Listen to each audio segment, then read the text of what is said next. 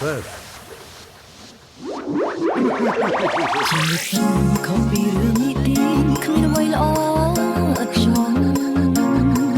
បើគ្រាន់តែមានចិត្តស្មោះប្រហែលគ្មានសង្ឃឹមជប់ស្នេហ៍ពិតទេ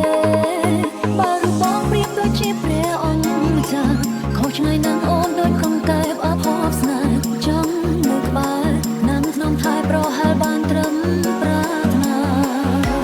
ព្រះអង្គម្ចាស់មានឱកាសដែរឬទេ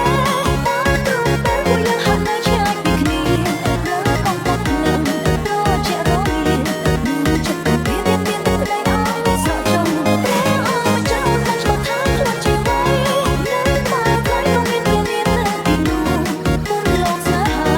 តែខំបាត់នោះមិនអាចនឹងមកក្នុងរដូវ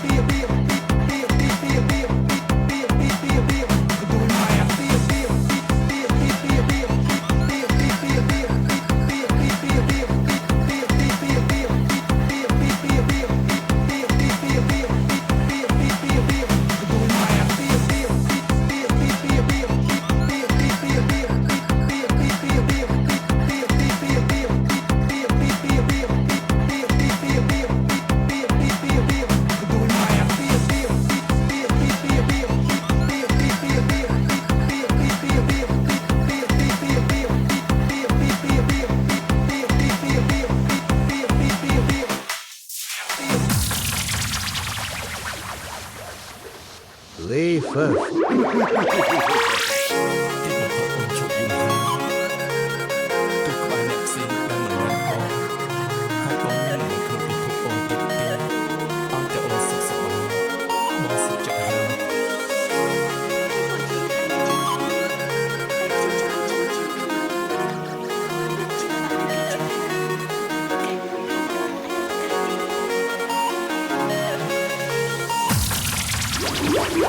អ